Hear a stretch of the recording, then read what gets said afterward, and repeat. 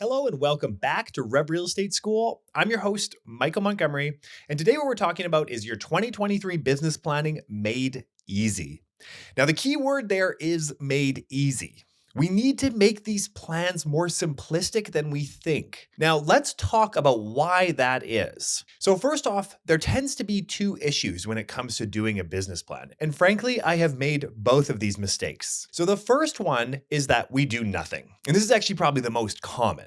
We just kind of go into the year not thinking too much about how we want to build and grow our business, or we do everything. And we do everything by looking at the day and thinking, okay, we're going to make X number of calls. We're going to do X number of open houses every single week. We're going to hit this many events. And then by February or March, we realize, hey, we haven't done this. And then we feel bad. And so a nice analogy here is just imagine you're in a really dark room, pitch black, and somebody comes into the room and just cranks the lights up to full blast. Well, that is going to be jarring. It's going to almost hurt. Whereas if somebody has a dimmer and they slightly increase the light, then it's not so bad. And so that's what we want to be thinking about is how can we slightly increase the light without this being just wildly, unimaginably hard to actually action. So how do we start thinking through this? Well, the first concept here is thinking in terms of time constraints. Oftentimes as agents, we think we have to make X number of calls or do X number of open houses, but we don't really look at our calendar and think, okay, realistically, how much can we do and how much do we want to do? The latter being equally as important. Sometimes we just have this mindset that we need to be producing at this extremely high amount, but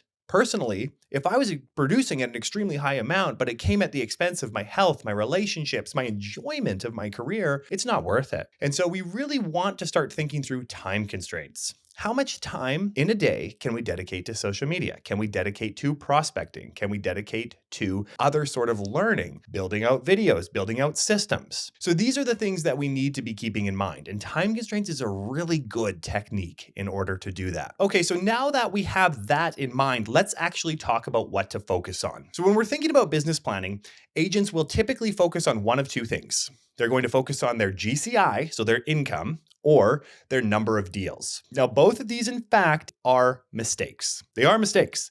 And the reason for that is because the actual income you make and the actual transactions that you do are a product of the number of people you know. They're a product of the number of people you know. So what we really should be tracking is the number of people we know. There's a lot of unknowns and there's a lot of uncontrollables when it comes to our income and whether somebody buys a house or not. So some of that is just not within our control. So if we just fixate on the number of deals, where our mindset goes, it goes towards how do I get X number of homes sold, say, per month? Let's say your goal is 4 or 5. How do I hit 4 or 5 home sales per month? And so what this is doing in our mind is it's causing us to start thinking about how do I just sell homes? Now, if we just focus on selling homes, then next year is going to be very hard because we're going to push people into decisions that they may not want to make. We may move them through the process faster than they are comfortable with, and we will see 0 referrals from those individuals. So our business will actually start to dwindle. Whereas when we focus on the number of people we're putting into our database, the number of people we know, that changes the dynamic completely. And then our focus is how can we have more conversations? Now, if you're thinking about this, yes, we're focusing on the number of people in our database, which then leads to the number of deals. But in order to get somebody into our database, we also have to focus on conversations. But here's why we don't just focus on the number of conversations. Because it's really hard to track. If I go to the grocery store, go to an event, am I just going to take a piece of paper in my phone and say, okay, I talked to one person. No, I talked to actually 2 or 3. That becomes really hard to track. Whereas when we just track the number of people in our database that we know and that know us, we're going to be in a much better position. So let's talk about the definition of somebody in our database so that we know that this person counts. And then what we're going to do is we're going to reverse engineer how many deals you want to do and how many people you need in your database in order to do that number of deals. And this is really the magic behind the process. So somebody in your database is not just an email and a phone number or a name. It needs to be somebody that if you were to see them out in public, you would say hi. That's my definition for somebody in our database. That's not to say that you shouldn't have people in your database that potentially you don't know. Maybe you're running online ads and you're getting email addresses, you're getting phone numbers, you're getting people registering on your website. Now if you saw them out in public, probably wouldn't say hi. You may not even know what they look like. They may not know what you look like. Or if you were to call them, they may not know who you are. So it's not that those people aren't important.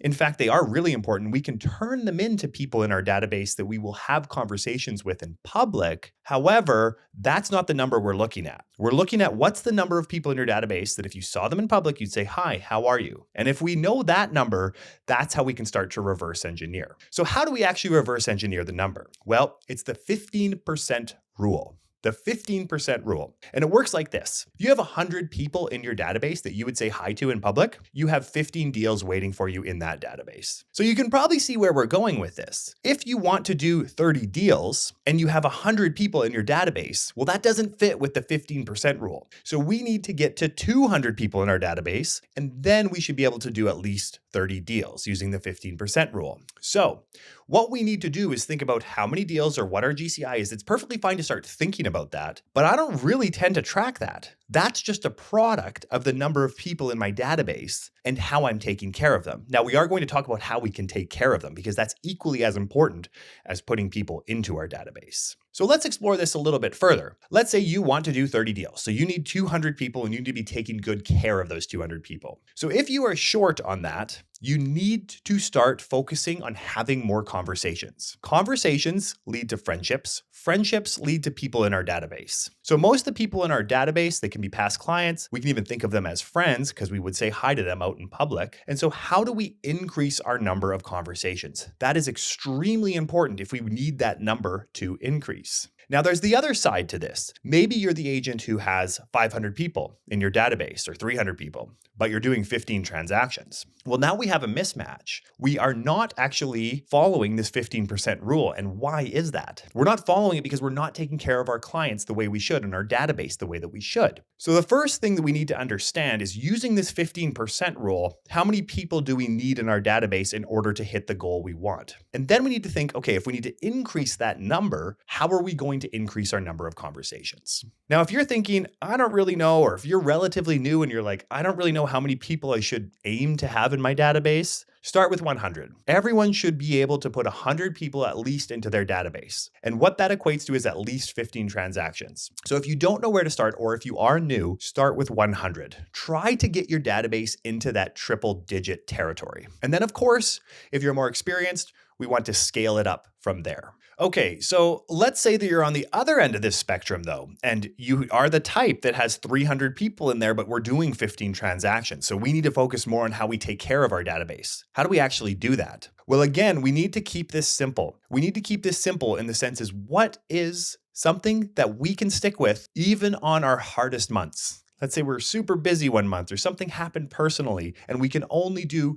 certain activities. How can we actually make this as simple as possible and scalable such that we can still reach our goal? Well, there's a very simple approach to this. And it's anyone in our database, they should hear from us in some sort of one-to-one capacity or delight them every 90 days, every 3 months, once a quarter. If we were at 300 people in our database, and we wanted that number to equate to the 15% rule, so 45 transactions, how can we do this? Well, we need to be in touch with them, as we know, every 90 days. And we need to be in touch with them by way of a one-to-one communication. So that's a phone call, that's a lunch, that's going out for coffee. Or we need to delight them. And how do we delight them?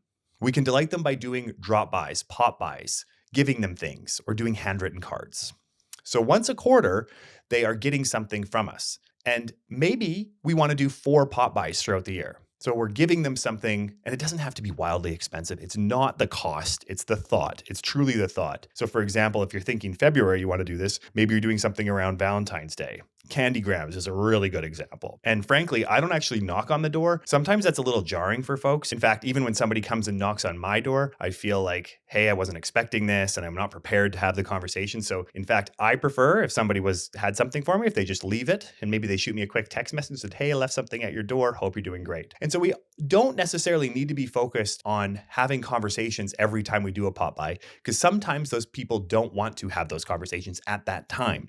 So instead, by simply dropping something off and then shooting them a quick text message, you are delighting them. Or you could do handwritten cards. So that's another way of delighting them, and a very, very low cost way. So we do a handwritten card once a quarter, or maybe we do a pop by, and then the next quarter we do a handwritten card, and the next quarter we do a pop by, and the next quarter we do a handwritten card. The other thing you can do here are events. And so if you're having events throughout the year, that's perfect as well. That can replace one of these. So that is how we can do it. Once a quarter, we need to either be in touch with them in a one-to-one capacity, or we need to delight them. But between that time, we still need to be staying top of mind. And this is where social media comes in. Are we posting regularly? Are we commenting regularly? Are we interacting regularly? And then on top of that, are we sending out an email newsletter once a month? So if we think about it, it's not that challenging. If we spend some time on social media and ensure that we're posting on a regular basis and interacting, we're sending out a monthly email newsletter, and then once a quarter, we're either doing a one-to-one coffee, lunch, something like that, or we are delighting them by way of a pop by an event or a handwritten card, then the 15% rule will definitely apply, if not more than 15%, because that's going way over and above what most agents do, and it's not overly challenging. So the next thing that we need to be thinking about is our perspectives on the market. Now, so many of our markets are shifting or changing right now. And so how can we go about having conversations with people? Now, most of the time, a lot of the training out there is focused on this question. If somebody asks you, how's the market? And you say what? You say, well, what part of the market are you interested in? Now, in fact, there's nothing necessarily wrong with that approach. Although for me personally, it kind of feels like sometimes we're guiding them down a path, like we're almost trying to convert them. And I think to myself, like let's say I was at an event and I was asking somebody, so what do you think the stock market's going to do in 2023? And they were to say to me, well, what are your investing goals in 2023? I'd be like, whoa. I'm just trying to start a conversation here. I don't necessarily want to be converted. However, if I was sitting down with a financial planner and they asked that, that's perfectly acceptable. So I don't tend to love to use that line on a regular basis. I use that line when I'm talking in a real estate context, at an open house, that sort of thing. But I don't use that line when I'm out at an event or I'm at my hobbies and somebody's saying, oh, what's going on in the real estate market? Instead, what I use is what's called the spiky point of view. So Wes Cow, she's one of the co-founders of Maven, which is this online course provider. She came up with this concept of the spiky point of view. And what it is something that is surprising, yet also true. So what's your perspective on the market? What do you think rising interest rates are going to do to your market? Let's just throw out some examples. Let's say that you have a lot of net migration towards your city. And so you think that the net migration, the demand, is going to outpace the decrease in demand due to rising interest rates. So because there's so many people coming, even with rising interest rates, your market's not going to drop. Or maybe it's an alternative perspective. Maybe it's we started to see a drop. We're expecting to see more of a drop when we get into the new year, which could then lead to decrease in consumer confidence. And so these are spiky points of view. These are memorable, and they also help us think through what's happening in the market. So for example, if we don't do this, we don't end up thinking about the market. We don't end up stopping, pausing for a minute and thinking, I wonder what is actually going to happen this year. And so having a spiky point of view really showcases our thinking, and it makes us memorable. And it's also not really trying to convert somebody like that standard question of what part of the market are you interested in? So those are your strategies when you are starting to think through business planning. What you'll notice here is this isn't hard. It isn't hard. We just have to do it. And if we use this concept of the 15% rule and taking care of our database, as well as having a perspective on the market, we are going to be in a position to produce at the exact level we want to. It's that simple. Thank you very much for watching or listening to this episode. Remember, you can reach out anytime at revrealestateschool.com, or I'm on Instagram at the.michael.montgomery. Thanks again, and we'll see you in the next lesson.